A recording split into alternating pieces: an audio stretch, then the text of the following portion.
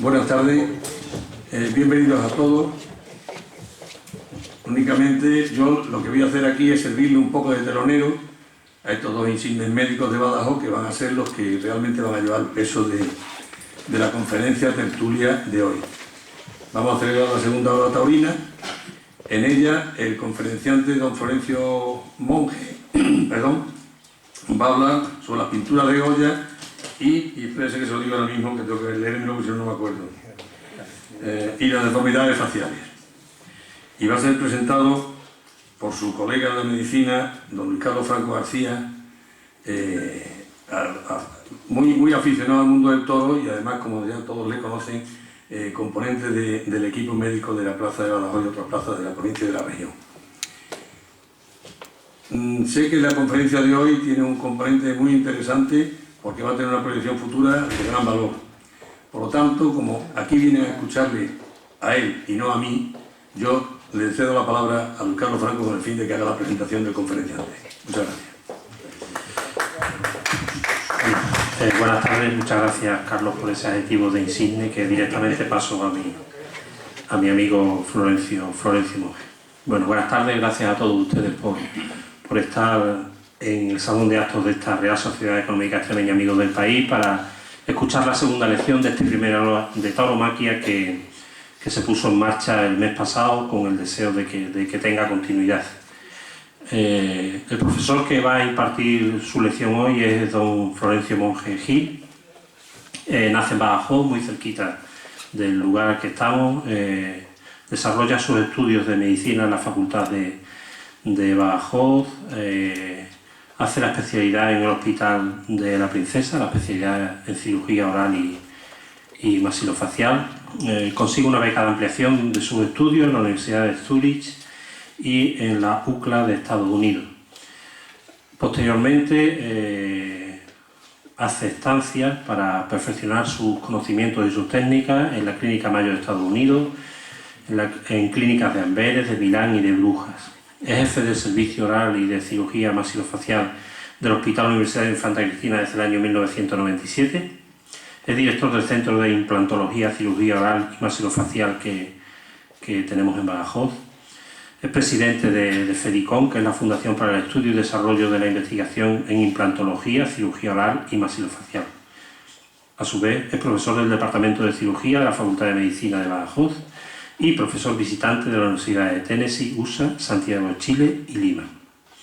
Es autor de varios libros, entre ellos dos titulados Patología de la articulación temporomandibular y La pintura de Goya y las deformidades faciales. Es presidente electo de la Sociedad Europea de Cirujanos de la Articulación Temporomandibular durante los años 2013 y 2014. Y por encima de todas estas cosas que yo le he dicho a ustedes, es buenísima persona. Y es un pedazo de médico porque yo he tenido la oportunidad hace poco tiempo de estar en sus manos, ¿no? Cuando surgió la idea de poner en marcha este aula de tauromaquia, yo con las personas que componemos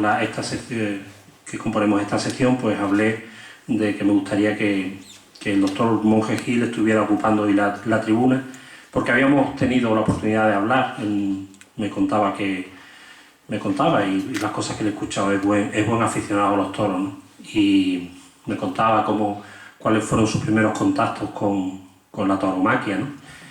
Y cómo él a través de la pintura de Goya desarrolla esta conferencia tan bonita.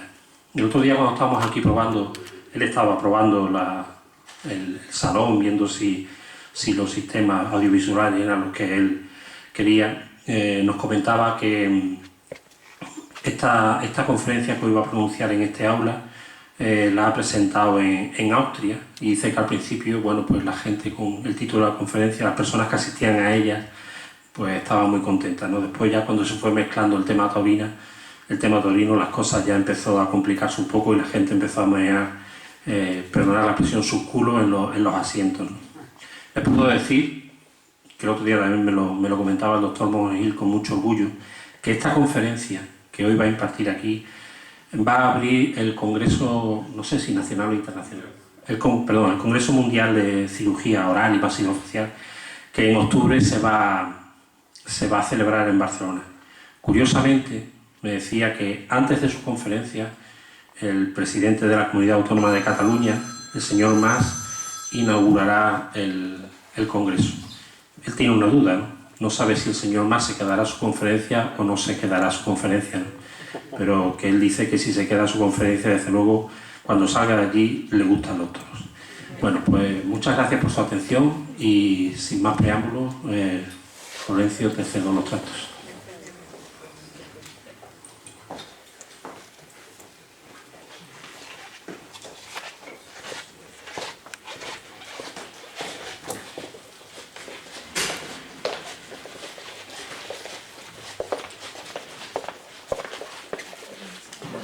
Muy buenas tardes. Muchísimas gracias, sobre todo a Luis Carlos, por la presentación que ha tenido. Por supuesto, tengo que agradecer a la Real Sociedad Extremeña Amigos del País por la amabilidad que ha tenido de invitarme a dar esta conferencia y, por supuesto, ante todo, agradecerle a todos ustedes su presencia. Parece que la primavera ya por fin ha llegado a Badajoz y no parece que sea un día idóneo para estar en un sitio cerrado, a oír hablar a un médico no se sabe de qué, si de pintura o cirugía. Pero cuanto menos a mí me responsabiliza porque yo, cuanto menos tengo que entretenerles a lo largo del tiempo que voy a desarrollar esta conferencia. No es una conferencia, por supuesto, taurina por el esto, pero encontraremos algo de los toros a lo largo de ella y sería muy petulante por mi parte decirles que las grandes cosas empiezan siempre como casualidades. Esto no es una gran cosa, por supuesto, pero sí es verdad que es fruto de muchísimas casualidades. Como ha dicho el doctor Franco, yo hice la residencia en el Hospital de la Princesa y allí teníamos un jefe que sigue actualmente vivo, que era una persona muy importante y lo sigue siendo, el profesor Alonso del Hoyo, y aparte de ser un buen jefe, era una persona muy culta que no solamente propiciaba reuniones clínicas, sino que propiciaba reuniones en relación con el arte. O sea, no era raro que habláramos de un libro, que habláramos de un cuadro, de una obra de teatro. Y me acuerdo que una mañana se suspendió un quirófano y entonces él cogió con mucha alegría a todos sus residentes y se los llevó al Museo del Prado. Cuando estábamos en el Museo del Prado, entramos en la sala de Goya y allí empezamos a ver una serie de cuadros. A mí ya entonces ya me gustaba mucho la historia, estudiaba y leía muchos libros de historia. Y me dijo, oye, mira, tú a ti que tanto te gusta la historia, yo creo que la gente está equivocada. Yo creo que Goya verdaderamente no es tan imaginativo como piensa, sino que cuando hace determinado tipo de cara, verdaderamente se ven una serie de deformidades y, oye, métete con este tema y ya está, ¿no? Me acuerdo que nos fuimos al San Antonio de la Florida inmediatamente después, la Capilla Sixtina de Goya. Y, bueno, ahí empezó un hobby oculto durante 20 y muchos años, a través del cual pues, he leído todo lo que he podido de Goya, he visitado todos los museos que he podido por todo el mundo, viendo sus cuadros, prácticamente los he visto todos, varias veces, muchos de ellos. Y hace 5 años el profesor, el decano de la facultad, el profesor Gureo, me invitó a dar una conferencia en el 10º aniversario de nuestro servicio, el servicio de cirugía oral y maxilofacial. Y entonces, bueno, el hombre pues algo me dijo como, oye, mira, no des una conferencia esta de médicos, intenta una conferencia distinta, algo de humanismo y tal. Entonces a mí se me ocurrió que era el momento de sacar todo aquello que había visto, que había estudiado y organizarlo en una conferencia. En esa conferencia, curiosamente, acude alguien de la editorial Lumber Planeta que le gusta mucho el tema y me propone hacer un libro que hice con un magnífico historiador que es mi hermano Isidoro. Y bueno, pues se hizo el libro con muchísima ilusión, creo que ha sido muy bonito. Se contó, por supuesto, con el patrocinio de la Asamblea, se ha vendido, estaba comentando antes aquí, más fuera de España que en España, se ha vendido mucho más en Amazon, Estados Unidos y en Italia que en muchas librerías de España. Empieza más o menos a pasar un poquito el tema y hemos salido en el mundo. Me hizo mucha ilusión que un equipo de periodistas del Heraldo Aragón visitaran Badajoz para hablar de un artista que consideran muy suyo, que es Francisco de Goya. Y no solamente esto, sino que a mí el libro, que ya está terminada su primera edición, pues me ha supuesto conocer a gente muy interesante, gente que para mí eran pues muy interesantes. Aquí tenemos a Manuel Amena y a Pepe de la Fuente, que son dos restauradores. No son dos restauradores cualquiera, son quizás los mejores restauradores que hay en el mundo. Y estas personas me han facilitado el que visite los entresijos del Museo del Prado y que haya disfrutado muy de cerca no solamente de las obras, sino de su restauración, algunas de las cuales pues hablaré. Esto también, pues hace pocos días estuvo por aquí Javier Sierra, que sabrán ustedes que es el número 1 de ventas en España. Tiene un libro muy interesante, El Maestro del Prado, que les recomiendo que lo lean. Y resulta que este señor, su próxima novela, que también espera que sea un bestseller, va a hablar sobre la vida de Goya. Y me ha pedido colaboración y yo, por supuesto, no solamente encantado, sino orgulloso de prestársela. ¿Por qué vamos a hablar de Goya? ¿Por qué a mí me ha causado y me ha cautivado durante tantos años Francisco de Goya? Pues me ha cautivado por varios motivos. Primero, porque tiene una riqueza pictórica tremenda, elabora muchos estilos, como vamos a ver. Luego tuvo una enorme suerte, estuvo en el momento oportuno, en el momento justo. Él no tenía un cerebro, sino que tenía una Polaroid, como todos los pintores de esa época y de épocas anteriores. No había equipos informáticos y prácticamente todo lo que veía inmediatamente lo tenía que plasmar. Estuvo, como digo, ese día, en ese momento, y bueno, la gente joven de nuestro país no sabe que este fue el momento más importante de la historia moderna de España. Alguien dice que la Torre Eiffel no está en nuestro territorio precisamente por lo que pasó esa noche. Y es verdad, verdaderamente ahí se sucedieron una serie de hechos que él supo plasmar y que constituye un icono igual que pueden ser las Torres Gemelas ardiendo o la niña en Vietnam huyendo de un bombardeo. ¿Por qué me gusta Goya? Pues porque Goya le encanta a todos.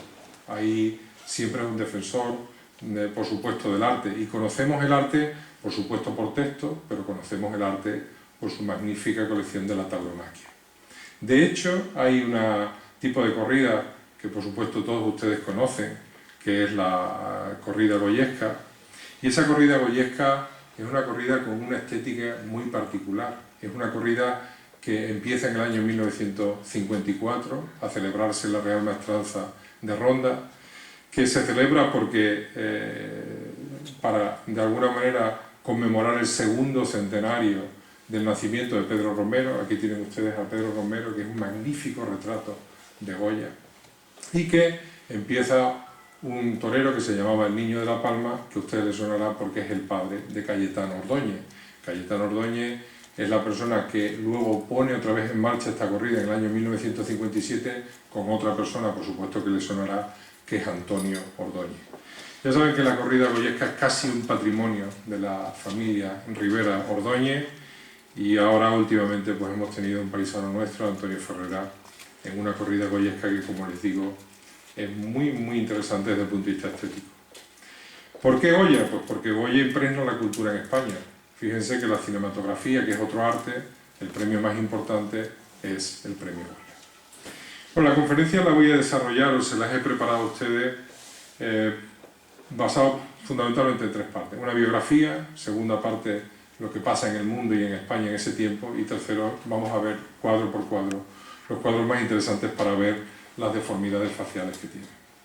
Francisco de Goya, ya sabe que nace en el año 1746, nace en el seno de una familia muy humilde, en Fuentetodo, un pueblito que está 40 kilómetros al sur de Zaragoza, y nace en un año muy importante porque es cuando muere el primer rey con el que se instaura la dinastía borbónica, con Felipe V. Muere ese rey, sube Carlos III, y el padre de Francisco de Goya, José, es una persona muy pusilánime, muy triste, muy depresiva, pero tiene una profesión preciosa, que es la de dorador. Dorador es la persona que restaura, que rehabilita, que de alguna manera incluso construye todos esos retablos tan preciosos que tienen nuestras iglesias. Él, como les digo, el padre era pusilánime, pero es la persona evidentemente que le facilita que su cuarto hijo, Francisco, llegue y tenga el primer contacto con las pinturas.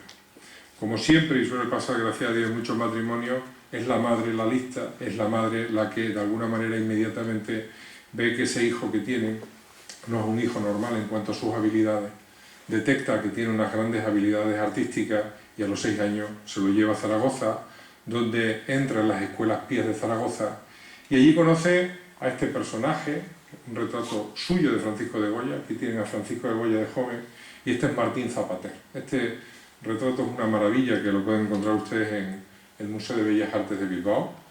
Y Martín Zapater es el típico amigo que tenemos durante toda la vida, que de forma muy estrecha está continuamente con nosotros y de esta manera pues no perdemos nunca la ligación con él. Martín Zapater luego se dedica al comercio, pero sigue teniendo una riquísima relación epistolar con Francisco de Goya. De hecho, esta carta, a la que tuve acceso, a la copia por supuesto, se subastó en la Galería Christie en el año 2007, el 4 de julio exactamente, y alcanzó el segundo récord de precio de una carta de gente famosa. La primera fue una carta de Napoleón a Josefina y la segunda fue de Martín Zapater a Goya. Luego hablaremos de lo que decía en esta carta. Allí el profesor pues, de las escuelas pías, Fray Domenico, de alguna manera evidentemente ve que tiene unas características pictóricas interesantísimas y lo mete en el taller de José Luzán. José Luzán le enseña el barroco, pero allí conoce a esta persona que para él es muy interesante, una familia por lo menos con la que verá que toma relación de forma muy intensa en varios aspectos. Es Francisco Valleu, que se convirtió en la persona que es una especie de ídolo en la primera época profesional de Francisco de Goya, pero ya verá que la cosa se tuerce. Y la cosa se tuerce porque básicamente él quería irse a Italia, porque allí le habían hablado del neoclasicismo, que era la nueva corriente artística que había, y intenta sacar una beca, un premio de la Real Academia de Bellas Artes de San Fernando. Curiosamente, el presidente del tribunal es Francisco Valleu, y Francisco Valleu no se lo da a Francisco de Goya, sino que se lo da a Ramón Valleu. Y ahí empieza un problema de inquina profesional entre Francisco de Goya y Ramón Valleu y un cierto distanciamiento con Francisco Valleu. El caso es que en ese tiempo ya empezaba a gobernar Carlos III. Carlos III, de la corte de Nápoles a la corte de Madrid, se trajo a un grupo, un séquito de colaboradores muy importante, y aquí tienen un ministro de Cultura que se trajo, Antón Rafael de Men, que era un pintor. Un ministro de Cultura que, a diferencia de los ministros actuales, este ministro de Cultura verdaderamente era culto. No solamente por el hecho de que gestionaba poco, sino que era el que indicaba las tendencias en arquitectura, en escultura, en pintura. Fíjense qué interesante este cuadro, la Marquesa de Llano, porque la Marquesa de Llano, que es Antón Rafael de Men, es un modelo para Francisco de Goya de lo que luego se convirtió su estética típicamente de su pintura. El caso es que en el año 1771 ya se va a Parma sin beca, y claro, Francisco de Goya entonces no era nada conocido, por lo tanto no tenemos nada de lo que pasó, pero sí hay dos leyendas urbanas que funcionan por Parma. Una, que llega sin dinero, pero con el dinero que había obtenido de meterse en una cuadrilla de banderilleros. Y segunda, ahí iba con el profesor Giacomo. El profesor Giacomo era una persona, una eminencia en el fresco, que es aquí hay pintores profesionales, ¿verdad? Y me da cierto cosa hablar de este tipo de cosas tan específicas, pero les tengo que decir que el fresco es una de las técnicas más complicadas que hay, y él quería aprenderla. Entonces, con Fray Giacomo era curioso porque iba con su cuadrilla de pintores, y cuando se iba a la luz natural evidentemente se acababa el día. Curiosamente, Fray Giacomo siempre encontraba al día siguiente los frescos mucho más adelantados de como él los había quedado, y era atribuido a Francisco de Goya, que pasaba allí muchas noches con la luz de una vela adelantando el trabajo. Llega a España y se casa con la tercera Valleu, con María Josefa Valleu, hermana de Ramón y de Francisco. Fue un matrimonio gris, plano, sin absolutamente ningún tipo de historia. Tuvieron 8 hijos, todos muertos, menos Javier, por supuesto, que fue el único hijo y que fue un mal hijo. Fue un mal hijo sobre todo porque fue una persona que dejó a su padre en la enfermedad, y sobre todo que tenía una conexión con su padre meramente económica y nada más. Llega a Madrid y ya están reinando los Borbones, y bueno, pues los Borbones también hacen cosas alguna buena, y una de ellas fue concretamente, pues habíamos perdido Flandes, habíamos perdido la conexión con la Real Academia de Tapices de Bruselas, y crean la Real Academia o Fábrica de Tapices de Santa Bárbara. Y él empieza a ser cartonista, y ese cartonista, bueno, pues viendo una serie de imágenes que a nosotros nos serán muy familiares. Estos cartones luego se pasaban a los tapices, y era la producción de Goya la que los hacía tan interesantes y tan bonitos. ya empezaba a tener un poquito de dinero, ya empezaba a ser un buen pintor y ya quería entrar en la Real Academia de Bellas Artes de San Fernando, ya no como becario, ya quería entrar como miembro de la Academia. Y como ya se había llevado los palos que se había llevado anteriormente, ya dijo que de esta entraba de otra manera. Había que conocer el tribunal, había que conocer a la gente, y él sabe que el presidente va a ser Antón Rafael de Mengs. Y entonces él lo que hace es estudiar quién iba a ser su presidente y une el desnudo y lo religioso, que era la tendencia que Antón Rafael de Mengs intentaba en ese momento profundizar en España. Y hace esta obra, que es una obra sencillamente magnífica, por varias razones.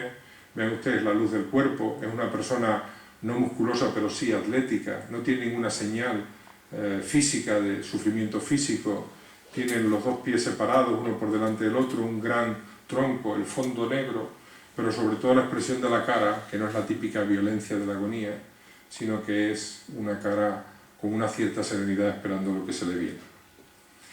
Empieza a desarrollar el retrato. El retrato es una pieza muy cara en esa época, unos 2.000 reales costaba cada retrato. Y vean ustedes cómo domina cualquier tipo de retrato. Este retrato, siguiendo la tradición inglesa, la familia del infante Don Luis, nadie posa para él, todo el mundo sigue haciendo lo que va haciendo. Y aquí vamos a encontrar una cosa que van ustedes a ver en muchos de sus cuadros. Él se pinta en muchos de sus cuadros de espalda, de frente, pero vamos a ver, dependiendo de la altura de su cabeza, así es como considera a la otra persona.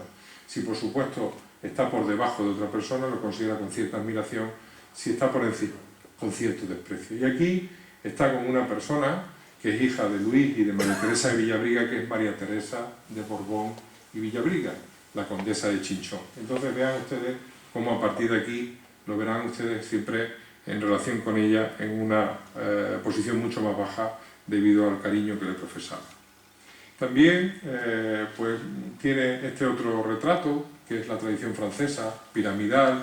No importa retratar bien la cara, sino simplemente la expresión de los ojos, ver un poquito, poner un poquito en orden cuál es la vestimenta, en fin, no entrar mucho en detalle. Es distinto un tipo de cuadro que otro, pero domina absolutamente todas las técnicas. Y en el año 1789 entra a formar parte de la pintura de cámara, pintor de cámara de Carlos III. Tiene sobre todo relación con estos dos reyes, dos Borbones, Carlos III, Carlos IV. Pero empieza a aparecerle una enfermedad. En el año 1792 es una enfermedad que fundamentalmente viene catalogada por vaídos, por dolores de cabeza, se queda sordo, tiene algún problema respiratorio.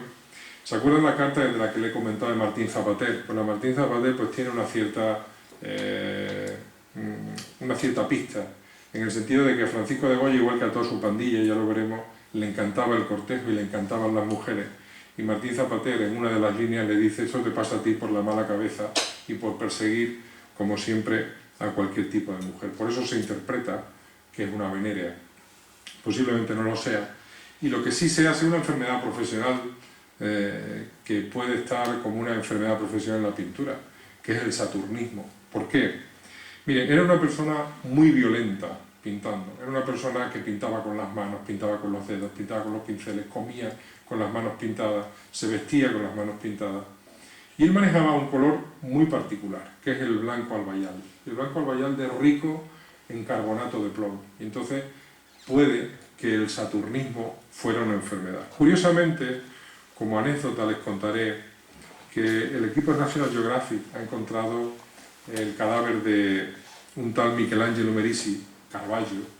Y Caravaggio también era una persona que tenía problemas de índole psíquico, muy violento, se vio envuelto en 3 o 4 crímenes. Y curiosamente, cuando uno se acerca a este cuadro, que yo lo he visto de cerca, aquí se autorretrata Caravaggio. Si uno se acerca bien, es difícil verlo con la proyección, se ve como las encías están azules. Eso es típico de una intoxicación por plomo. Y puede que Caravaggio tuviera la misma enfermedad profesional, es una teoría mía, que Francisco de Goya, que es una intoxicación por plomo. Otra posibilidad también, lo mismo es el Cólico de Madrid. Antiguamente las porcelanas se revestían de plomo y posiblemente hubiera una intoxicación por plomo. Hay una tesis por ahí de un síndrome raro, el Bosco Yanay Harada, que es un problema de los órganos pigmentados.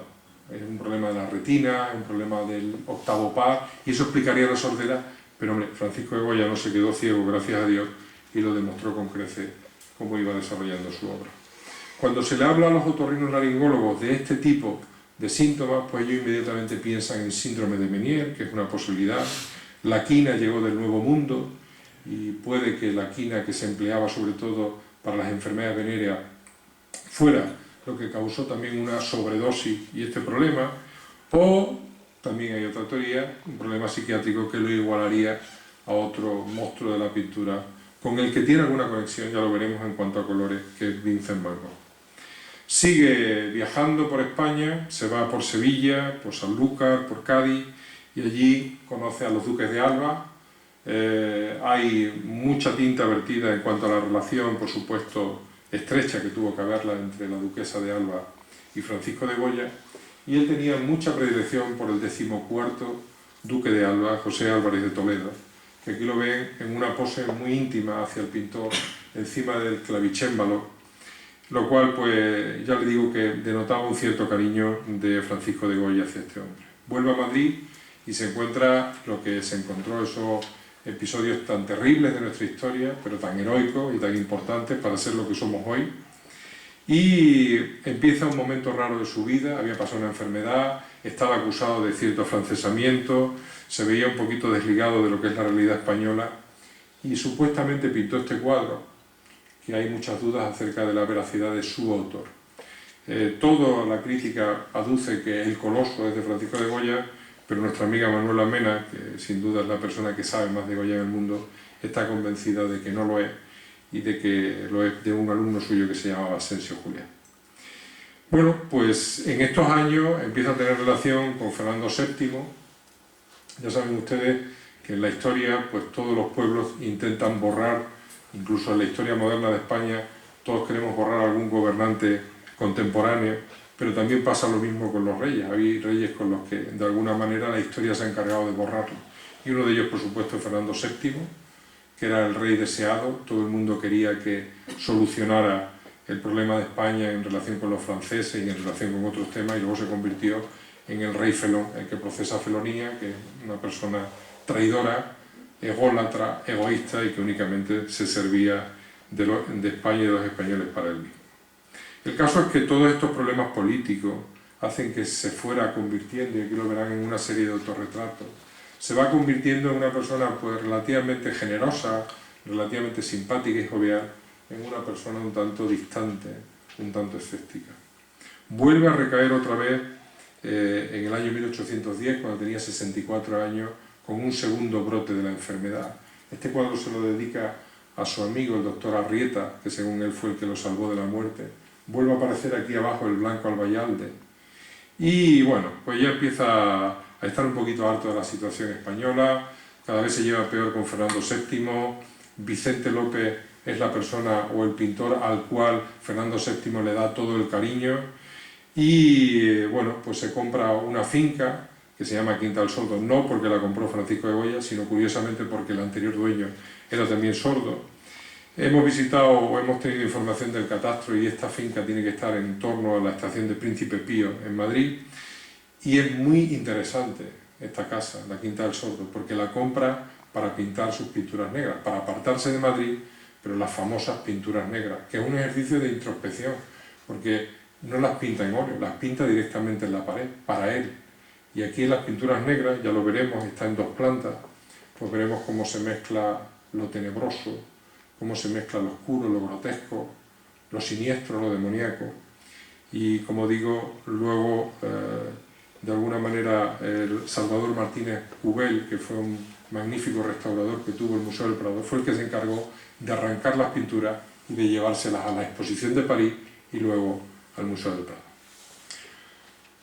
A esta finca se llevó a Leocadia Güell, una chica mucho más joven que él, entonces se llamaba ama de llave, hoy se llamaría amante, y bueno, pues convive con esta señorita y tiene una hija que es Rosarito Weiss, y a Rosarito la pinta en La Lechera. También hay muchas disquisiciones acerca de quién es el autor de este cuadro, pero evidentemente parece que es un cuadro dedicado a su hija, que muy poca gente sabe que Rosarito Weiss aprendió pintura con su padre en Burdeos y luego se volvió a Madrid y fue una restauradora del Museo del Prado, restaurando muchos cuadros de su padre. Y lo importante que tiene este tipo de cuadros es que 30 años antes él está empezando a decir cuál es la norma del impresionismo. Eso que luego posteriormente se desarrolló por esos pintores como Monet o como Renoir, donde interesa la luz, donde interesa no identificar el sitio ni la cara, sino únicamente la luz y algún tipo de detalle de un paisaje o de algún personaje, pero es imposible determinar qué tipo de personaje es. Bueno, pues 20, 30 años antes, Francisco de Goya desarrolló con La lechera el inicio de este cuadro pictórico, de este movimiento pictórico. Y luego viene el episodio de la muerte. Él murió en Burdeos con 82 años y es verdad que la historia se repite, ¿no? No hay cosa peor que de un pueblo que de alguna manera no sepa su historia porque la repetirá continuamente. Y en la muerte de Goya y en todo lo que se sucedió, habla mucho de nuestros gobernantes, ¿no? De los defectos endémicos de nuestros políticos. Francisco de Goya muere y muere en el completo anonimato. Joaquín Pereira, que era el cónsul de Madrid, en Burdeos, recorriendo un día el cementerio, pues ve en el año 1880 que de alguna manera pues allí hay un mausoleo que puede ser de Goya. Manda inmediatamente recado a Madrid, está gobernando Cánovas y de alguna manera el gobierno lo que le dice es que, bueno, muy bien, ha descubierto usted eso, pero ¿cómo lo traen? Entonces hay gente del gobierno, políticos, que le dicen, hombre, como va mucha gente a veranear de Madrid a Burdeos y va en su carroza, a ver si puede convencer a alguien y a la vuelta pues ya se trae el ataúd y así nos ahorramos ese dinero. En el año 1880 ya empezaron a construir en la Sacramental de San Isidro un panteón de mármol para Francisco de Goya, para Meléndez Valdés y para Fernández Moratín. Claro, el hombre este, Joaquín Pereira, le sienta muy mal, abandona la idea, empieza a deteriorarse, por supuesto, el mausoleo que le hacen en la Sacramental de San Isidro, vuelve otra vez 8 años más tarde con la misma idea, y entonces le dicen, sí, bueno, entra, que ya nos encargamos nosotros del transporte. Y cuando entra, encuentra 2 cadáveres. Uno tiene cabeza, otro no tiene cabeza. Y entonces, de alguna manera, él lo que le dice es, bueno, pues, ¿qué hacemos con los 2 cadáveres? Y entonces Joaquín Pereira dice, hombre, yo no soy quien para elegir uno de los 2. Lo mandamos los 2 y que el técnico en Madrid sea el que nos diga verdaderamente cuál es el que nos vale, ¿no? Entonces, bueno, pues consiguen dinero suficiente para traer los 2 cadáveres, habían pasado muchos años, habían reconstruido otra vez el panteón y deciden que es el que no tiene cabeza, o esa es la teoría, o esa es la leyenda, porque en ese tiempo ya sabe que iba por ahí una corriente que se llamaba la frenología, que lo que intentaba era todos esos personajes ilustres analizar muy bien las circunvoluciones cerebrales para ver qué había de especial en este tipo de personajes. El caso es que cuando ya lo depositan en la Sacramental de San Isidro, ya 18 años más tarde de haber empezado las obras, alguien dice, hombre, pero si ya que ha construido los frescos de San Antonio de la Florida, donde tiene que estar enterrado en San Antonio de la Florida. Levantan otra vez el cadáver y se lo llevan a San Antonio de la Florida. Vamos a empezar un poquito con lo que es el tiempo y decirles que una persona que en ese tiempo vive 82 años es un golpe de suerte biológica. Que no muera en una guerra por una infección, por un tumor, por un traumatismo, por una pelea, es inusual, absolutamente inusual. Y él, como ven ustedes, pues pertenece a la corte de 4 reyes. Pertenece a Carlos III, Carlos IV, José Napoleón y Fernando VII. Como digo, hace una gran cantidad de obras que ven ustedes ahí, pues de tipo cuadro, dibujo, grabado. Hay muchísimas encuestas. Hace poco El Mundo ha publicado, hace 2 meses, una encuesta sobre cuál es la obra preferida de los entendidos y, por supuesto, una de ellas es esta, otra, por supuesto, es otro tipo de cartón como este, sin duda otra de las obras más emblemáticas, esta por lo tenebroso y esta que la pongo porque a mí me parece francamente formidable. Es un cartón que se llama La Vendimia, es de alguna manera el cartón preferido de Manuel Mena y a mí me parece que es un cuadro por muchas cuestiones formidables. Bueno, no era una persona simpática, Francisco de Goya, pero ya llevaba tantos tiros pegados que ya sabía efectivamente ver de alguna manera con quién se tenía que acercar. Aquí ven ustedes a este personaje, que es el conde de Florida Blanca, José de Moñino, que en ese tiempo era ministro de Asuntos Exteriores. Vean cómo aquí él se pinta por debajo, porque le profesa una gran admiración, se acerca mucho a él, emplea sus influencias. Aquí tenemos otro personaje, el duque de San Carlos. Este duque de San Carlos es culón, bajito, visco, una nariz así gordita, pero el tío tiene la enorme habilidad de pintarlo en esos 3/4 donde todo este tipo de defectos pues no se ve. Y tuvo por supuesto, una amistad negativa con nuestro Manuel Godoy, que habrá muchas teorías, pero lo cierto es que se llevaron a matar durante muchísimos años por una serie de razones. Tiene mucha relación con Gaspar Melchor de Jovellano, que en este tiempo era ministro de Gracia y de Justicia. ¿Por qué es importante Gaspar Melchor de Jovellano? Primero porque es amigo suyo y salen muchas veces juntos, pero segundo, es una persona muy culta que está continuamente con el cónsul de Inglaterra, de Gran Bretaña en Madrid, con Lord Holland. En ese tiempo, pues Lord Holland es el que le va diciendo los cambios sociales que va viendo en Inglaterra, y es posiblemente Gaspar Melchor de Jovellano es el que le va orientando hacia cuáles son los temas sociales que tiene que tocar en sus cuadros, como por ejemplo en Los Caprichos. Los otros dos miembros de su pandilla eran Leandro Fernández de Moratín, dramaturgo muy innovador, hijo también de otro escritor, y nuestro Meléndez Valdés, nacido en Ribera del Fresno, que bueno, ya saben que se dedicó a la teología, a la política, etcétera, etcétera. ¿Qué pasó en ese tiempo en el mundo y en España? Pues se estaba variando del barroco, de lo recargado, se estaba variando a lo neoclásico. Ya saben, esa austeridad, esos ángulos rectos. En Madrid pues hay muchísimos, por supuesto, edificios neoclásicos, algunos muy relacionados con Goya. Por ejemplo, San Francisco el Grande, donde en su altar tienen ese cuadro de San Bernardino de Siena predicando. Vean ustedes otra vez a Goya, aquí está igualado en alturas con los otros componentes del cuadro. Y otro edificio neoclásico y muy importante, por supuesto, para la cultura española, y creo que no se le da la suficiente importancia, a San Antonio de la Florida, que como le digo, es la Capilla Sixtina del arte español. Francisco de Goya tuvo mucha relación con el teatro. Y tuvo relación con el teatro porque ya se empezaba a cambiar lo que eran las normas aristotélicas, es decir, que todo lo grave le ocurre a la realeza y lo que es satírico le ocurre a la burguesía, y empieza a ver las normas pues, un tanto gongorianas, y empieza a colaborar activamente con obras de teatro, sobre todo haciendo los decorados. Tiene mucha amistad y pinta a Rosario la Tirana y pinta a Isidoro Máiquez, que luego veremos que tiene una deformidad. Este sería el Javier Bardem de la época y para él fue un íntimo amigo. En ese tiempo seguía habiendo problemas con la Inquisición, de alguna manera había una cierta apertura, Casanova andaba a sus anchas por Europa, el conde de Aranda y María Luisa de Palma pues empiezan a promulgar facilidades para que haya los bailes de disfraces, empiezan a sacarse cuadros que estaban escondidos en muchos museos, en muchas casas y que estaban prohibidos por la Inquisición, por ejemplo, esta maravilla de Velázquez, la Venus del Espejo. Y él, de hecho, tiene también una relación con todo este tipo de corriente de la que he hablado últimamente. Aquí tienen ustedes a la marquesa de Santa Cruz, que decían en ese tiempo que era la cruz menos santa que había en la corte, y donde ven sobre todo la influencia que tiene del neoclásico. Vean, mucha influencia de Velázquez, una reducción de la gama cromática muy importante y muy pocos colores. Otra vez vuelve a aparecer el blanco de Vallalde y vuelve a aparecer la lira típica de lo neoclásico. Famoso cuadro, sin duda, la duquesa de Alba, se dice, la maja desnuda, se dice que ese cuerpo era de Pepita Tudó y que la cabeza pertenece a otro personaje, quizá fuera la duquesa de Alba.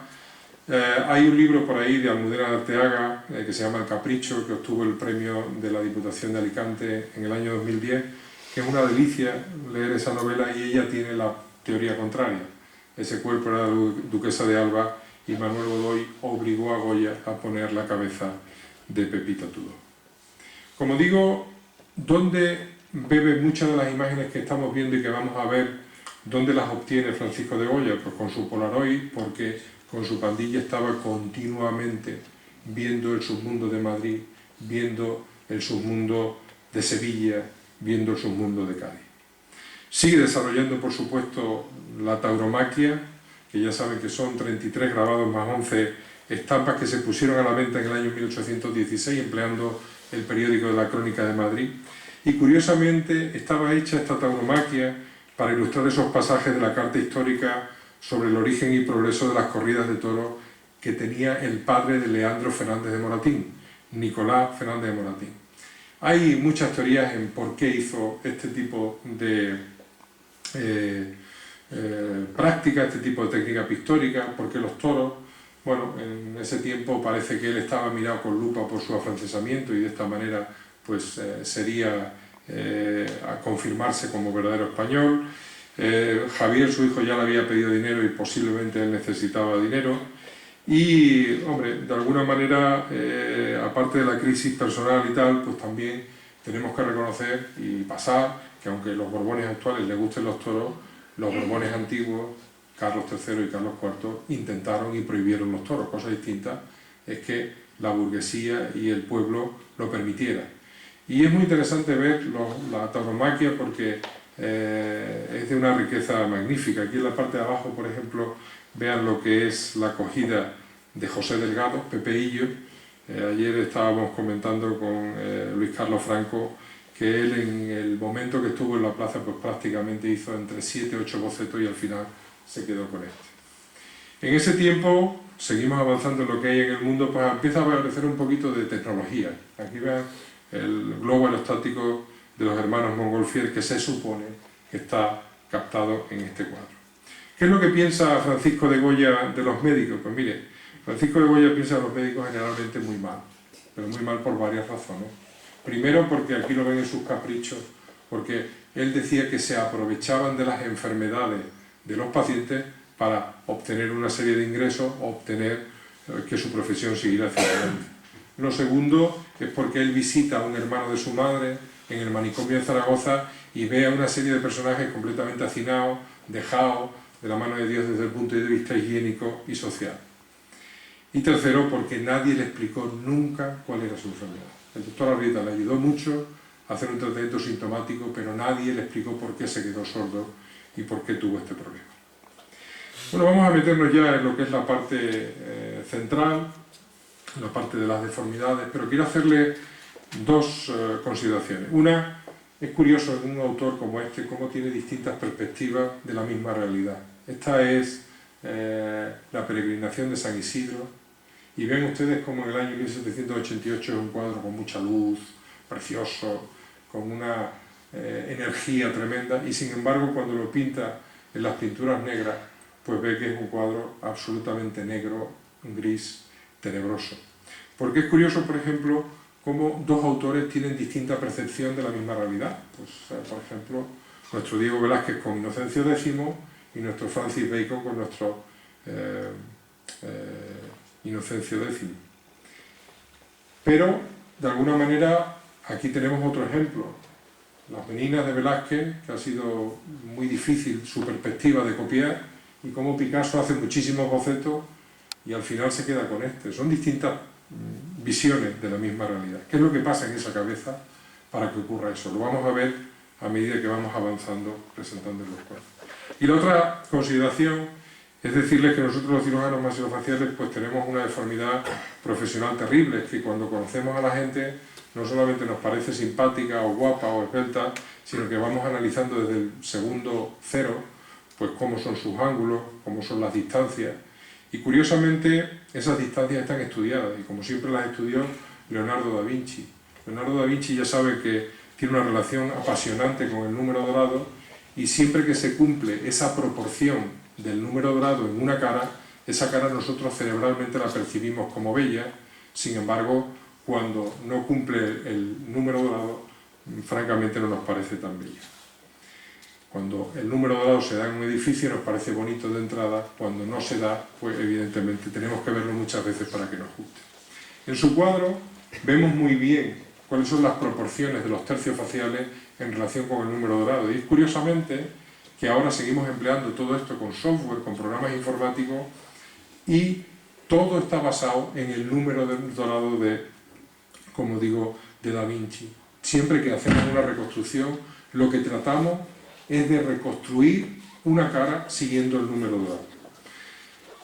Para que vean ustedes y para que vean la patología. Esto sería lo que se llama una clase 1 de ángulo. Esto sería lo normal, es decir, una persona que tiene los dientes de arriba del maxilar superior ligeramente por delante de los de abajo. Un aspecto facial absolutamente normal. Claro, si nosotros no tenemos ese aspecto facial, nosotros tenemos una serie de intervenciones que podemos realizarle. Podemos llevar el maxilar superior para adelante, para atrás, la mandíbula, el mentón, para arriba, para abajo, etcétera, etcétera. Va a aparecer en muchos cuadros clase 2. ¿Qué es una clase 2? Una clase 2 es cuando el maxilar superior está muy echado hacia adelante y cuando la mandíbula está echado muy hecho hacia atrás. ¿Qué es lo que se hace en estas clases 2? Pues en estas clases 2 lo que se hace es un adelantamiento de mandíbula. Ese sería el resultado quirúrgico de este tipo de pacientes. O, por ejemplo, este tipo de pacientes, donde prácticamente no tiene la mandíbula y nosotros conseguimos, mediante una serie de técnicas, restaurar el número dorado de Leonardo da Vinci en la cara. O las clases 3. Las clases 3 es lo que se denomina prognatismo. Es cuando la mandíbula está muy adelantada y el maxilar superior, el labio superior, está muy hundido porque fundamentalmente los dientes de abajo están muy por delante de los de arriba. Aunque les parezca mentira, esta paciente es una paciente operada, es la misma paciente. Lo único que hemos hecho ha sido restaurar en esa cara que tenía completamente alterado todos los parámetros, restaurar las proporciones que nos dio Leonardo para obtener el número 2. Estas dos pinturas no tienen nada que ver con Goya. Estos son nuestro Carlos V. Este cuadro lo conseguimos en una estancia en Escocia, en Edimburgo. Es un cuadro muy poco conocido de Carlos V, cuando tenía 13 años, pero ven ustedes lo que es una clase 3 importante. Carlos V, por supuesto, empleó la dulcificación del pintor y la barba para esconder un poquito esa clase 3, ese prognatismo.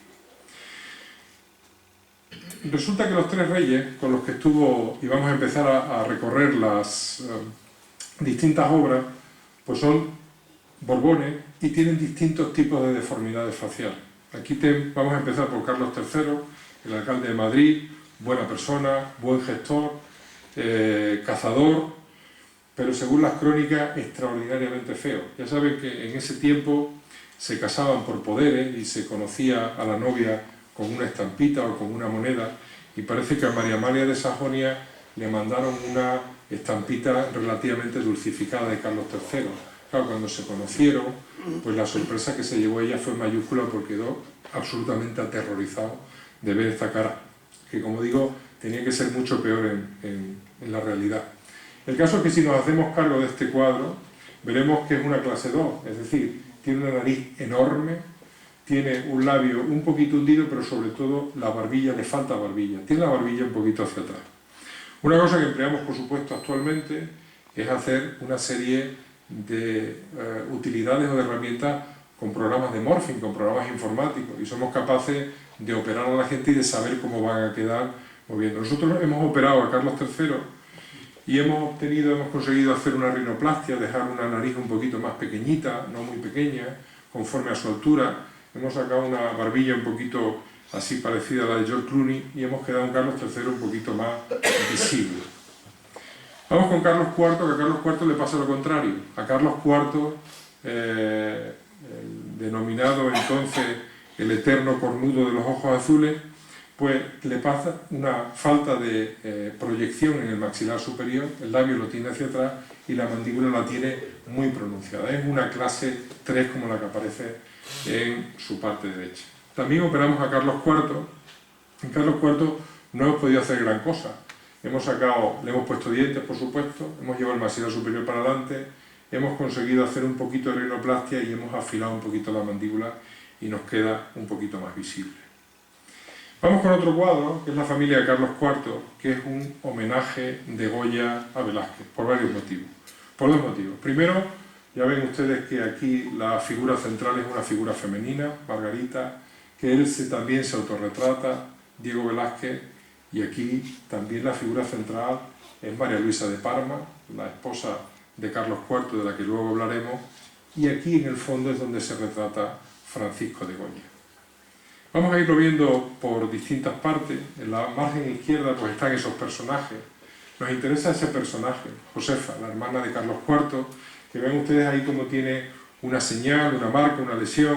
Podríamos interpretar que tiene un vaso celular o un melanoma incluso, pero cuando uno conoce la época, aquí tienen un cuadro de Tiepolo, saben que entonces se empleaban lunares postizos, incluso no solamente porque facilitaba la belleza, aumentaba la belleza, sino que además ocultaba lo que son las marcas de la viruela, en esa época que era muy frecuente. Por lo tanto, eliminado la teoría de que es un tumor, sino simplemente un lunar. Vamos a fijarnos en Fernando VII, con 13 años. Tienen aquí la banda de Príncipe de Asturias, aquí atrás está Carlos María Isidro, su hermano. Vean ustedes cómo lo está mirando Francisco de Goya y tiene una cierta, de alguna manera, pues tiene una cierta cariño hacia él en esa época. Fernando VII es una clase 3 enorme, muy parecida al retrato que aparece en su derecha. Aquí tenemos a Fernando VII con 13 años, aquí tienen con 22 años. Vean cómo va avanzando su prognatismo, pero sobre todo cómo se demuestra la falta de cariño y de alguna manera cómo se va enfrentando cada vez a Fernando VII. Fíjense, por ejemplo, en estos dos cuadros. Este es de Goya, este es de uno de sus pupilos, Vicente López, que ya le está haciendo la cama a Francisco de Goya y va entrando en la corte de Fernando VII. Y vean la distinta percepción que tienen del mismo monarca. A Fernando VII Goya lo pinta bajito, también culón, muy poco agraciado facialmente, un peinado pues bastante feo, y sin embargo Vicente López lo pinta con mucho más prognatismo, pero con mucho más glamour, mejor peinado, mejor vestido. Solamente hace falta ver la actitud de los leones, qué distinto es en uno que en otro. Francisco de Goya, el león, está casi muerto, y sin embargo Vicente López lo pinta en una posición muy altiva. El caso es que nos quedamos con la idea de que Fernando VII es una persona que tiene una clase 3 y como clase 3 también podemos operarla, y aquí lo que hacemos básicamente es subir un poquito la punta nasal, darle un poquito más de volumen al maxilar superior y llevar la mandíbula hacia atrás, y creemos que lo hemos quedado un poquito más agraciado. Nos vamos a la parte central de la familia de Carlos IV, y aquí tenemos este matrimonio de María Luisa de Parma y de Carlos IV. Ya saben ustedes la leyenda, y de hecho está demostrado que el comportamiento en cuanto a voracidad sexual de María Luisa de Parma era tremendo. Decían que tenía un corazón de naturaleza pecadora y concupiscente, y de alguna manera pues está de sobra demostrado pues que devanaba y que cortejaba a militares jóvenes que estaban en relación con Carlos IV. Carlos IV dice en los libros de la época que nunca hubo tanta densidad de astas en una cabeza real, jamás se conoció.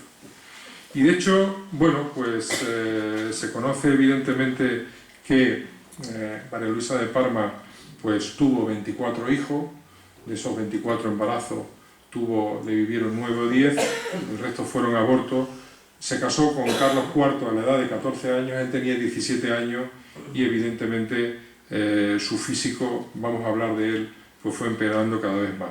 Evidentemente la mujer de Lord Holland tenía sus bases cuando dijo que Isabel y Francisco de Paula tenían un parecido indecente a Godoy, y verdaderamente cuando uno se fija es verdad. Bueno, parece que Carlos IV ha sido un borrón en la trayectoria normal de los Borbones. Fíjense usted lo que se parece facialmente, y digo borrón anecdóticamente en cuanto a esto, porque si hay algo que caracteriza a los Borbones, dicho con mucho, por supuesto, respeto, es que disparan a todo lo que se mueve. Y de alguna manera Carlos IV ha sido un alto en el camino, en el sentido de que posiblemente fuera una persona con hipogonadismo y que no daba de sí frente a alguien tan voraz como María Luisa de Parma. María Luisa de Parma reconocía que tiene un problema básico. No tiene una deformidad facial, es que es tremendamente fea, o sea, no hay por dónde cogerle. Y ella evitaba ese aspecto, y lo evitaba con varias estrategias, por supuesto, de mujer. Lo primero es que se ponía cualquier tipo de vestido. Vean ustedes una deformidad parecida, que es difícilmente catalogable, los ojos hundidos, una nariz pues sin ningún tipo de belleza, perdió todos los dientes con una edad de 16-17 años, por lo tanto el maxilar superior estaba para atrás, tenía mucha barbilla.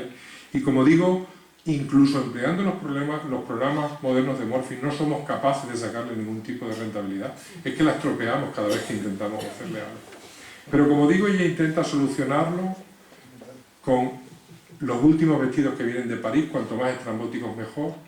Fíjense que también lo soluciona poniéndose cosas en la cabeza, bien un buen tocado, o no olviden esta diadema con esa flecha, no lo olviden. Y tenía otro tercer motivo de encanto, y es que prohibió, ella se consideraba que tenía unos brazos muy voluptuosos, y prohibió los guantes de manga larga, los guantes altos o la manga larga, de tal manera que obligatoriamente por decreto ley tenías que estar en la corte con los brazos descubiertos, porque digo, ella se los consideraba muy bellos, muy sensuales. De hecho, aquí tienen uno de los retratos de María Teresa de Borbón, condesa de Chinchón, hija del infante Don Luis, descubierta sus brazos. Por lo tanto, hemos visto este cuadro es un cuadro satírico. Ya saben que un pintor generalmente cuando hace retratos familiares intenta dulcificar, pero aquí los pinta tal y como son, con una figura claramente femenina en la mitad, que es María Luisa de Palma, con la que por supuesto tuvo una relación malísima. Vamos avanzando y nos encontramos a Isidoro Máiquez, este actor del que antes le hablaba, que era de alguna manera el que podría ser considerado en esa época el Bardem de esa época. Y si ustedes se fijan en la barbilla, tiene una desviación hacia la derecha, es una asimetría facial. Esto de las asimetrías faciales es un 95% de todos nosotros tenemos asimetrías faciales.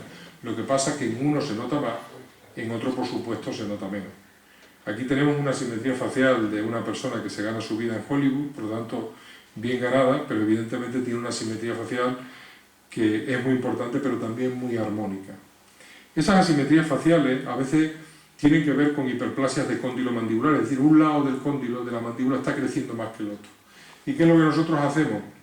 Pues con una sencilla intervención que se llama condilectomía paramos el crecimiento del que está creciendo más y conseguimos que a lo largo de ese desarrollo pues se vaya consiguiendo la simetría. Este anterior caso era un caso muy leve, este caso es infinitamente más grave, pero vean que con esta técnica quirúrgica conseguimos, como digo, una simetría de la cara bastante normalizada. Siguiente cuadro es este grabado, donde a nosotros lo que nos interesa es este personaje. Este personaje, en principio, que es el cuadro central, la parte central, que por supuesto es un déficit psicomotriz muy importante, que está en el centro del cuadro, que todo el mundo de alguna manera está jugueteando con él y que tiene una serie de efectos en los tejidos faciales, sobre todo en las partes blandas. Vean la gran cantidad de cabezas, una macrocefalia, tiene una gran cantidad de tejidos blandos en los párpados, una macrostomía, una boca mucho más grande de lo normal, le sobran tejidos blandos en la cara, por lo tanto es una deformidad en relación con un déficit congénito. Este cuadro se llama La boda y yo he tenido la oportunidad de seguir su restauración muy de cerca. Se llama La boda porque nos está hablando de una boda de la época, una boda o un matrimonio de conveniencia. Aquí ven ustedes ella pues bella y joven y él sin embargo un poquito más adulto, pero sobre todo completamente grotesco. Es una alegoría de la vida. Los primeros de la fila son niños, los últimos son adultos muy viejos y aquí encima está enmarcando todo un puente, símbolo de la vida. Nos interesa, como van a aparecer ahí en ese recuadro, dos personajes. Este personaje, que es un niño que está vuelto de espaldas y que verán ustedes que le falta un gran mechón de pelo, típico de una tiña de la época, una infección de los folículos pilosos de esa época, y que además Goya es muy reincidente, porque en este cuadro que se llama Niños trepando un árbol es un cartón que regala a Carlos IV para que se lo lleve a San Lorenzo del Escorial. Pues vean cómo el que está en la parte de abajo para que el resto suba es un niño absolutamente con alopecia, con calvicie, típica de una tiña capiti de la época. Pero también nos interesa este personaje central, con un sombrero de la época y donde si uno se acerca, pues verá que le falta fundamentalmente el ojo derecho propio de esa época donde había muchas reyertas, mucho traumatismo, muchas peleas. Este cuadro lo descubrimos en la National Gallery, es don Andrés del Peral, es un retrato que aparentemente nos llama la atención, a nosotros obviamente nos llama la atención por un motivo obvio. Es un restaurador amigo de Goya Y cuando nosotros nos acercamos a esa cara, vemos que tiene la comisura izquierda, la comisura derecha caída, típico de una parálisis facial. Pero una parálisis facial un tanto peculiar, porque si nosotros vemos que el brazo derecho, como no tiene fuerza y se ve obligado a que ese personaje se lo meta entre la camisa, porque si no se le caería, exactamente igual que el brazo izquierdo, es una parálisis facial, no una parálisis facial aislada, sino una parálisis facial dentro de un accidente cerebrovascular, dentro de una trombosis cerebral. Típica la postura que tiene este personaje. Siguiente cuadro se llama El Conjuro. Ven ustedes que son 6 personajes. Otra vez vuelve a aparecer el Blanco Albayalde, este amarillo que es precioso, y 4 personas siniestras ahí en la parte superior. Arriba a la derecha está Coleccionando Fetos, y en la parte superior derecha pues aparecen estos 2 personajes que son los que nos interesan, con esa morfología dentaria muy típica de una patología que vemos muy frecuentemente en las consultas y que es una periodontitis, es decir, una inflamación de las encías que va haciendo que el diente cada vez parezca más largo, que cada vez tiene menos hueso alrededor y que por supuesto va moviéndose y va organizando ese aspecto tan peculiar en esa boca. Siguiente cuadro, muy interesante, 2 viejos, hombre leyendo. Esto, aquí tienen una alegoría de la muerte, pinta de calavera. Le está diciendo a este que no se sabe si es un mendigo, un ermitaño o algún tipo de fraile, que el próximo que hay en la lista, el próximo que tiene que ingresar en la muerte, es él. Él sigue comiendo sopa y lo que nos interesa básicamente es esta cara. Esta cara que está pintada, estoy convencido, en muy poco tiempo, prácticamente en pocos minutos, con pocos brochazos, pero que le da una fuerza tremenda a esa expresión. De hecho, a muchos años antes, esta cara puede ser un representante de una corriente pictórica que hubo después, que es el expresionismo, típico, por ejemplo, de este tipo de cuadros. Vean cómo es tan grande el genio que puede incluso anticiparse a todas las corrientes que luego posteriormente ocurrieron. ¿Qué pasa con esa cara? Pues esa cara es de una persona que no tiene dientes desde hace mucho tiempo, tanto arriba como abajo, y provoca una clase 3 por falta de dientes, es decir, un exceso de mentón, de mandíbula y un defecto del labio superior por defecto del maxilar superior. Otra cosa parecida es el Paseo del Santo Oficio. Ya saben que Francisco de Goya se las tenía tiesas con la Inquisición y por supuesto, pues de alguna manera en la parte central pinta a unos personajes gordos, representativos de la Inquisición, y esta parte central pues se ve este personaje como tiene la misma deformidad que el cuadro anterior, un déficit del labio superior y un exceso del mentón. Siguiente cuadro muy interesante, 2 viejos que de alguna manera puede que sea una alegoría. Este personaje de Goya le está gritando este otro y a nosotros el que nos interesa es este. Fíjense, es una facie completamente grotesca. Aparece con una nariz muy elevada, anormal, con unos labios súper gruesos, con unas cejas muy carnosas, con una calvicie y sobre todo una oreja de implantación anómala y completamente distinta. El profesor Cardesa colaboró de alguna manera en ver qué era lo que pasaba en esa cara y llegamos a la conclusión de que hay 3 posibilidades: Wiedemann, Frangilecki o Engelmann, que son 3 síndromes que tienen que ver con problemas cromosómicos, cromosoma 11, cromosoma X, cromosoma 15. Bueno, son problemas fundamentalmente en determinado tipo de nacimientos ocurre este tipo de patología, donde hay problemas cardíacos, problemas psiquiátricos, problemas mentales y alteraciones de la cara.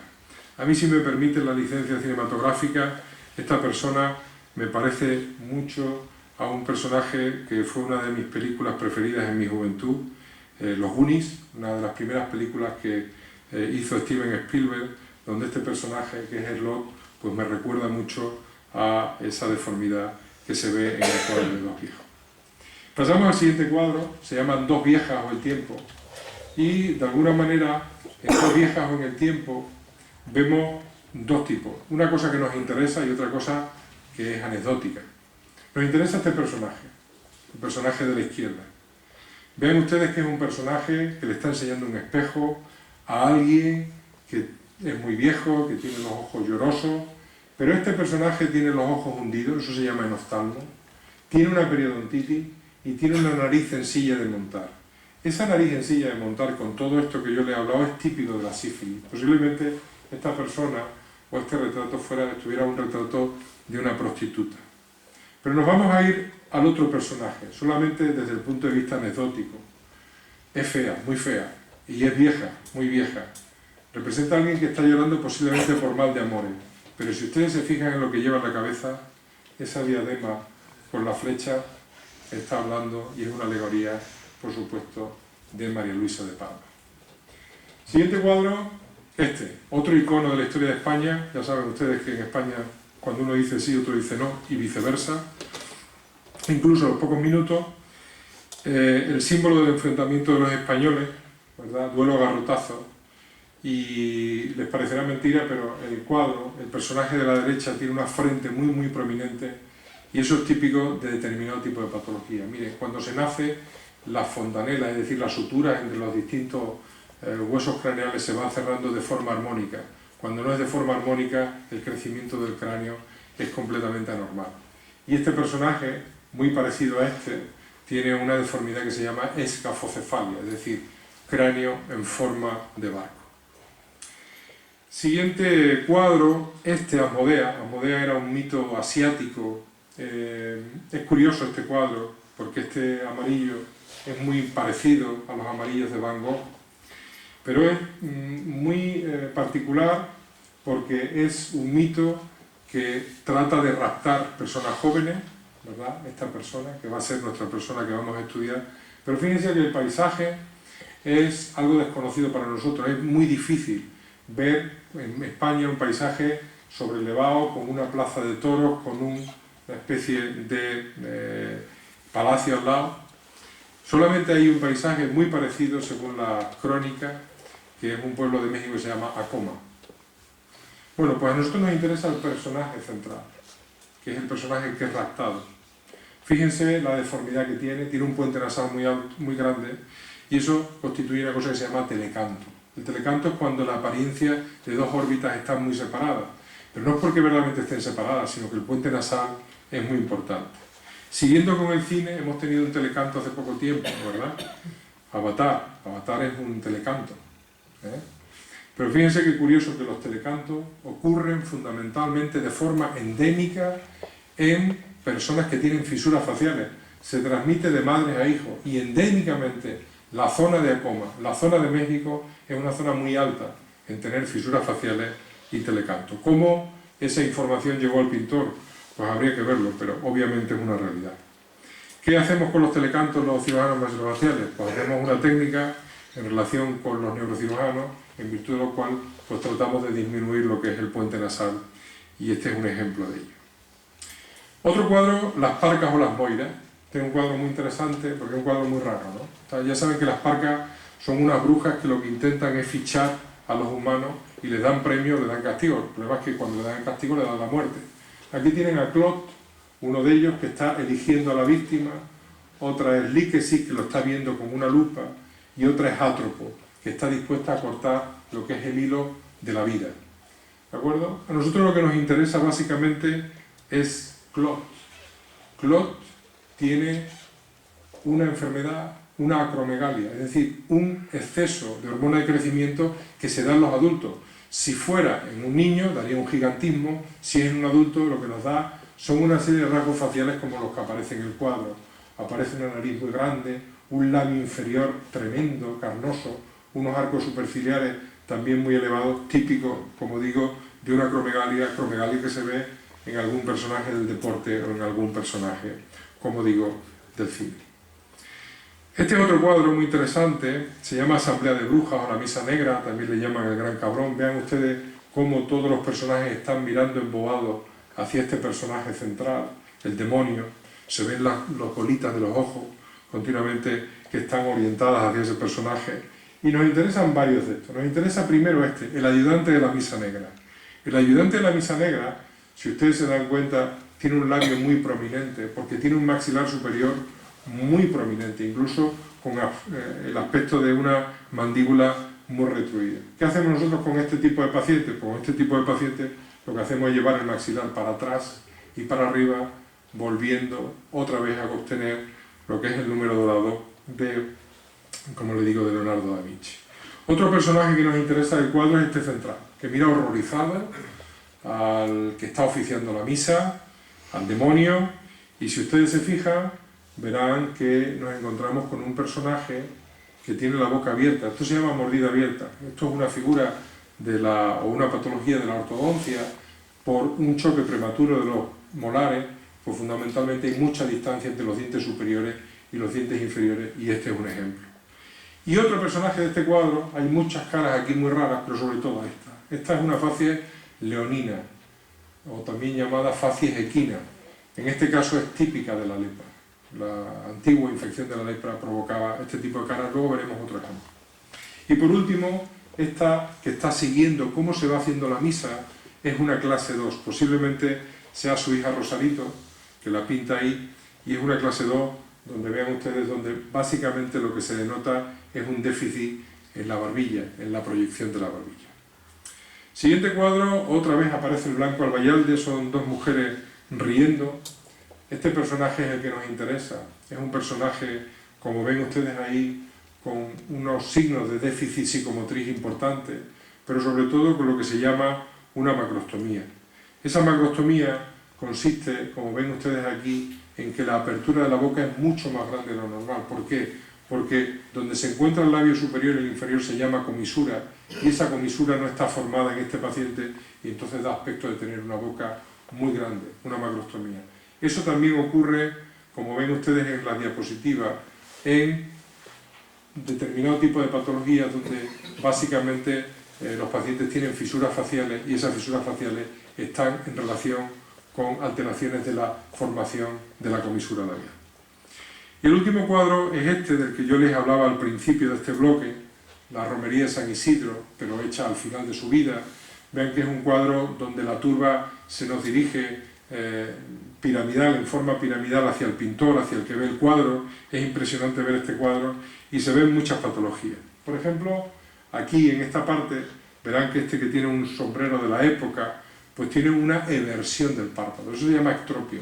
Fundamentalmente el párpado está caído y fundamentalmente este tipo de extropio se debe también a alteraciones congénitas, fisuras faciales o también a alteraciones traumáticas, como por ejemplo este paciente que tiene un extropio y con una intervención sobre el párpado se queda un aspecto mucho más normal de ese párpado.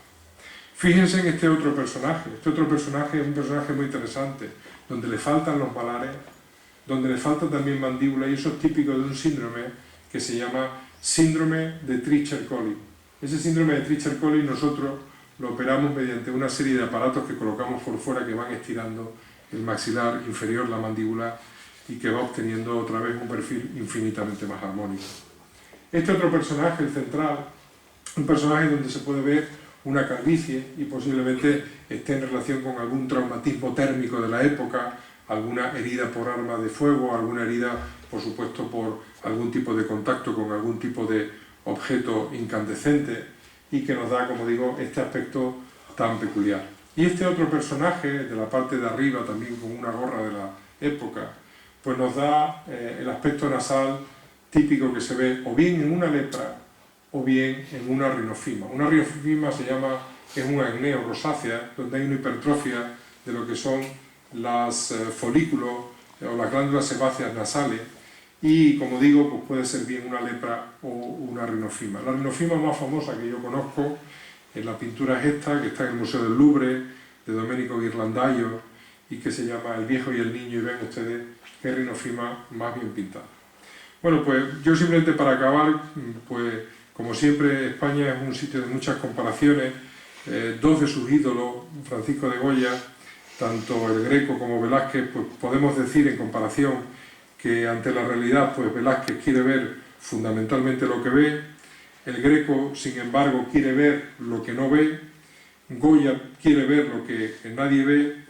Por supuesto que Velázquez nos da una realidad muy humana, muy real, muy tangible, el Greco nos da una realidad muy celeste, Goya, sin embargo, nos da una realidad absolutamente demoníaca.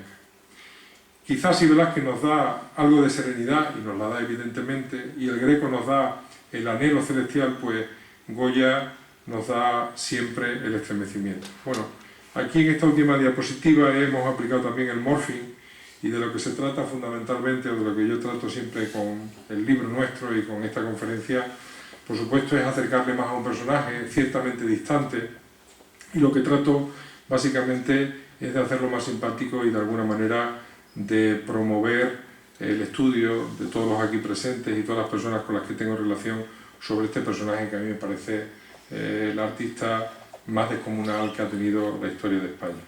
Y yo me pongo a su disposición si hay alguna pregunta, y si la dirección de la mesa lo permite, estoy a su disposición.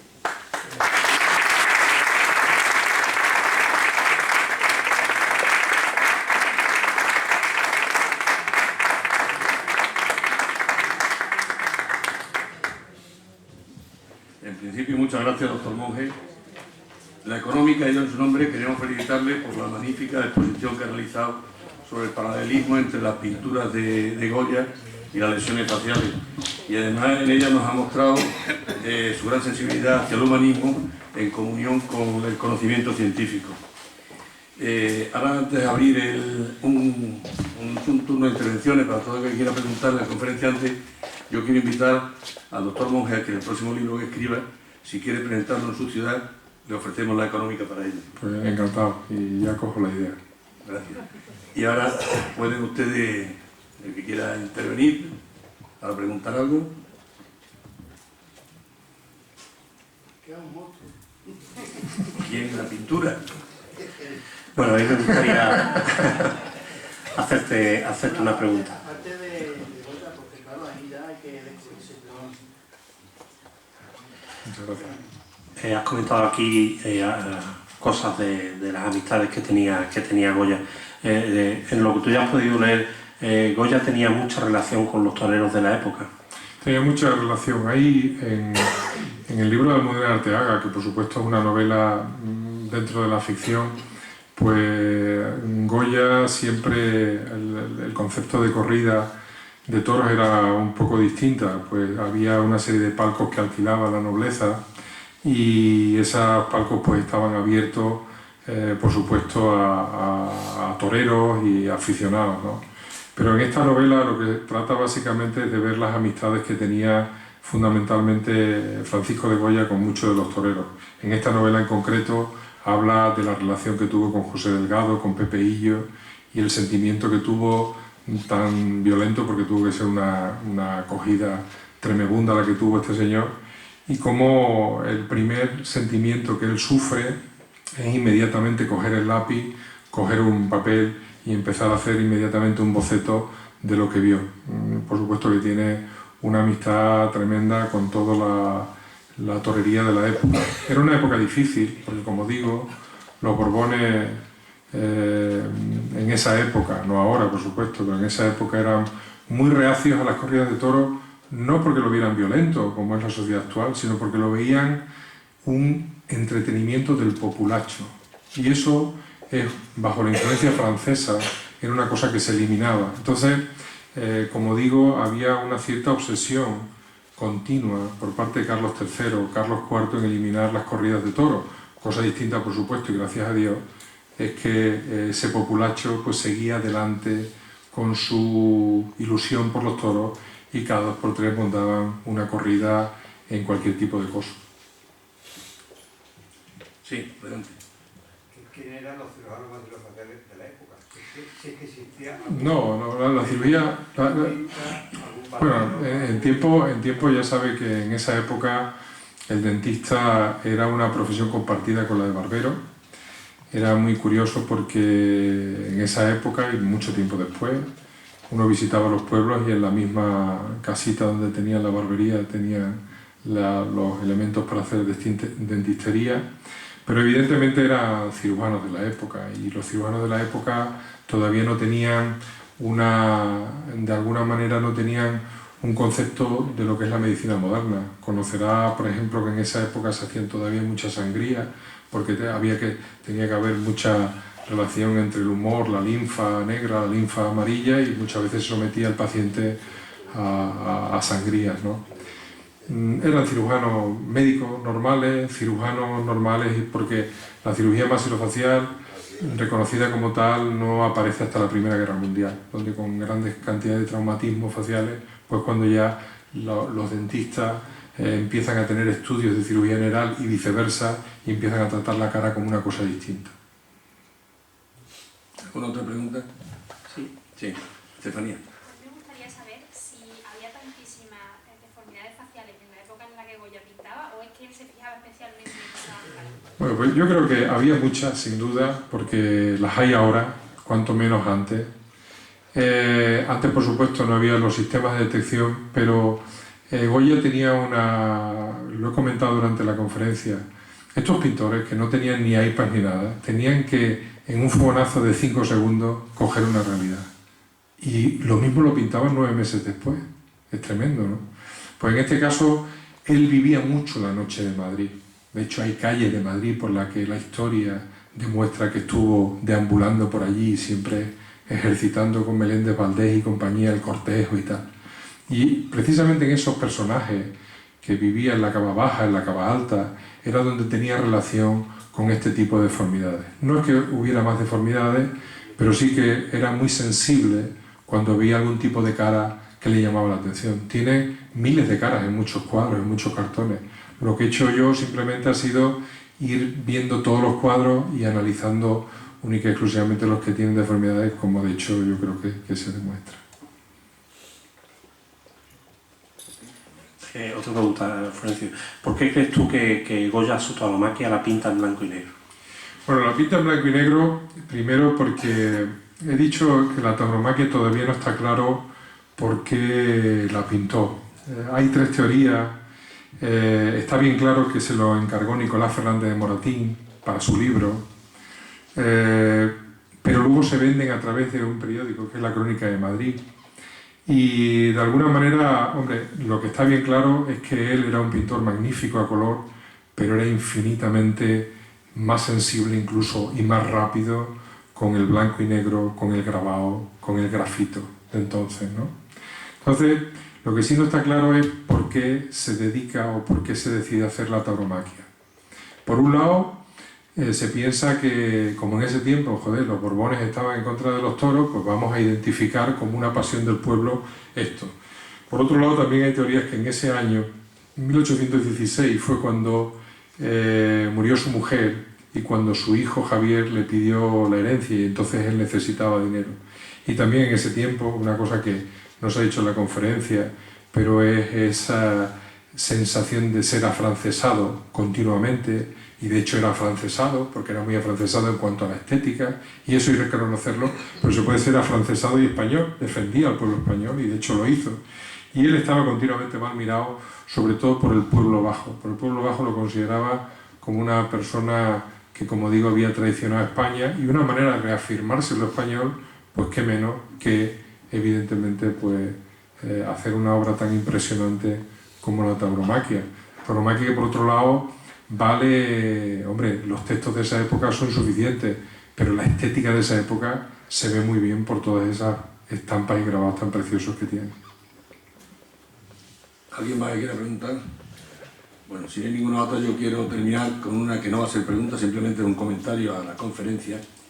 En ella usted nos ha dicho que doña María Luisa de Palma era fea, feísima, y que no había por dónde cogerla. ¿No cree usted que la cogieron por todos lados menos por la cara? Evidentemente. Aquí tendríamos que hablar largo y tendido de cuál es la historia de esa mujer, ¿no? Pero que todo menos la cara, efectivamente. Bien, ahora antes de marcharnos, le vamos a entregar un obsequio que hemos confeccionado para esta tauromaquia, para la conferenciante. Gracias.